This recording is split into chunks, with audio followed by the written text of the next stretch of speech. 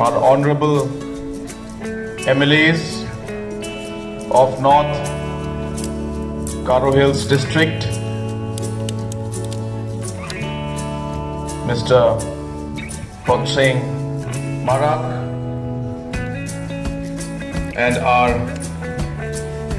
MLA from Calcutta, Mr. Rupert Momin, our former Minister and MLA, F.W. Momin, our former MDC of Damas, Mr. D.K. Sangma,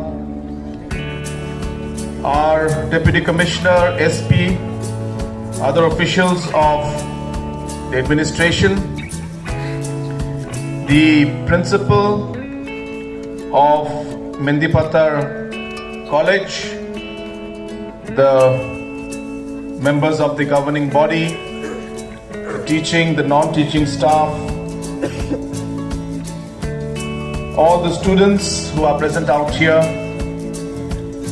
all the members of the family members of the founders of this college, all the past alumni, all the past employees, and all my dear friends who have come here to be part of this very, very momentous occasion and a momentous day.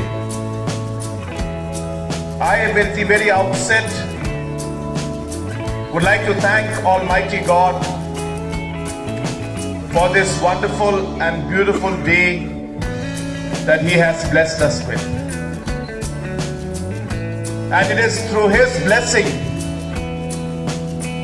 that Mendipatar College has come a long way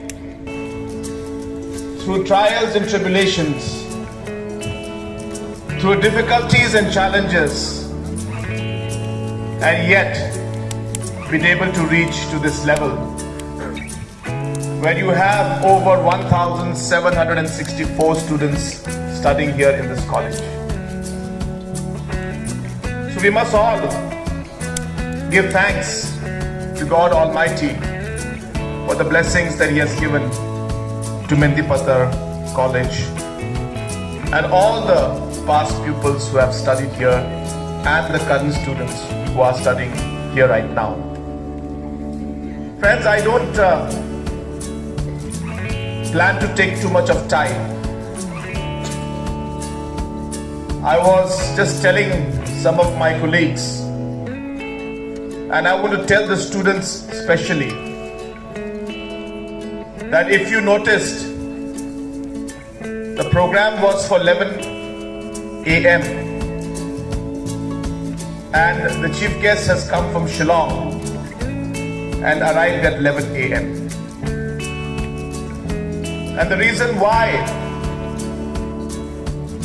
we believe, and I believe, that you must stick to your time is because, number one, it's a matter of discipline. No matter what position you hold in life in the future, remember that discipline is required at every stage of your life. Discipline is required in whatever you do in your life. Discipline will be required in your professional as well as your private life. Number two, I've always believed, and we all, I'm sure, believe, that time is the most important resource we all have. And the reason is because time never comes back. Any other resource you will get back except time. So therefore, in my opening comments, I've told you, I don't plan to take too much of time because I feel that time is a very important resource. We must use it respectfully, judiciously, and in the most productive manner that we can. Number two, As our Honorable Education Minister has told all of you, education has been a priority for this government from day one. I'm not here to touch on politics, but even during the elections before the 2018 government was formed, I have told the people of the state that given the opportunity, we will work towards prioritizing education. Now, while we say that, I am not claiming that we will change everything in one term. I am not claiming that we will transform education fully to what we might want it to be in the coming years. Education has a lot of challenges, especially in our state. There are a lot of structural, administrative issues in the education sector. We have a lot of issues with student-teacher ratio. We have a lot of issues with qualified teachers. We have a lot of issues when it comes to the pass percentage in class 10 and class 12. We have issues related to dropout when it comes to college and higher secondary. We have issues with infrastructure. There's not adequate infrastructure. And so even though we spend more than 2,000 crores every year for education, it is still not enough. And yes, we spend more than 2,000 crores every year for education. One of the highest percentage of expenditure of this government goes towards education. Our Honorable Education Minister just told you that in 1 year itself, this year, we sanctioned 100 crores in one go to give infrastructure to 200 plus government LP schools which have been lying idle, which have not been maintained, which are in dilapidated condition, without benches, without windows, without roof. Never in the history of our state has there been a sanction of this kind, and we will do more. I assure you. Need it. When it comes to college education, we have approximately between the age of 15 and 18. This is the roughly college, higher secondary students. We have a population of 380,000 children or youth in that age group today. In 5 years from now, it will touch 420,000 plus. And you'll be surprised to know that we have only 45,000 seats in colleges for our children. 45,000 seats for a population of 4 lakh youth. 10% of the population who are eligible to go to college. We only have 10% seats for them. Can we change that? Yes, we can. Can we do it in a day? Maybe not. It's a process. What is important to remember is, for anything in life, please always remember, especially the young generation,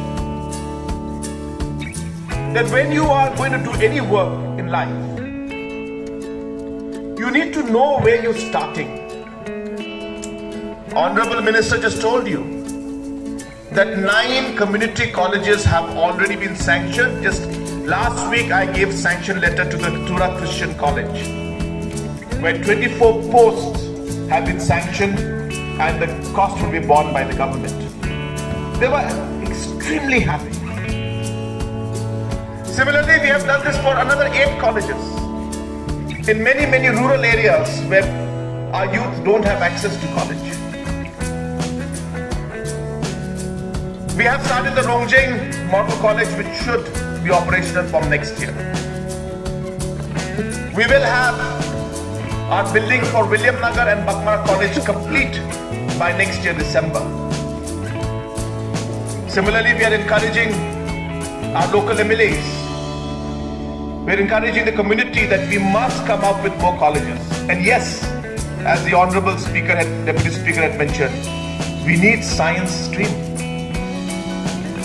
Our children who want to study science, who are good at innovation, are good at science, good at mathematics, sadly are not having any option. So while we look at all these issues and realize the challenges we face, how do we move forward is the big question. I'm thankful to the principal and the other officials who have given me the memo. The Speaker has mentioned this to me not less than 20 times. And yes, he is very particular about this. And I must thank him for his concern for the people and especially the youth of North Garo Hills district. We will examine it. We will find a way on how we could create the right environment and right support for North Garo Hills in specific and in particular, and Garo Hills region in general. Is provincialization the right way? Is community college the right way? Will we have one provincialized college in North Garo Hills, here in Mendipathar? Or with the same funds, can we create 5 more community colleges, one in Kharkutta, one in Bajengdoba, one in Mendi, one in Resu? Can we create a system where the entire financial support is given by the government, but the colleges don't have to follow government rules? That way you are independent in nature, but getting the government's financial support, is that a better model? Or is full government control the best model? Can we give a huge grant for the building, 10, 15, 20 crores, sanction some posts, allow you to run the way you want to run? Or should we come in and control the whole thing? There are different models that are available now in how the government can intervene. The next 3 to 5 years is not an easy and simple task. We must have at least 30 to 40% seat requirement for the targeted population, which we are lagging behind. So therefore, I don't have a straight answer for you today. I know that you need support. You are doing a tremendous job out here. It's not easy to sustain the college the way you have done it. I was extremely happy to see the discipline in the children.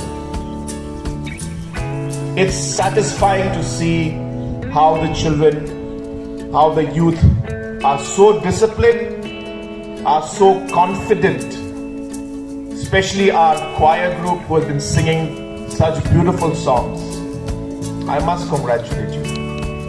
I must congratulate the principal and the staff for grooming our youth in the right way to become leaders and torch bearers of our society, to make us proud in the days and years to come. And I can assure you that as a government, we are with you now. You are aware that 4 crores has been sanctioned through RUSA.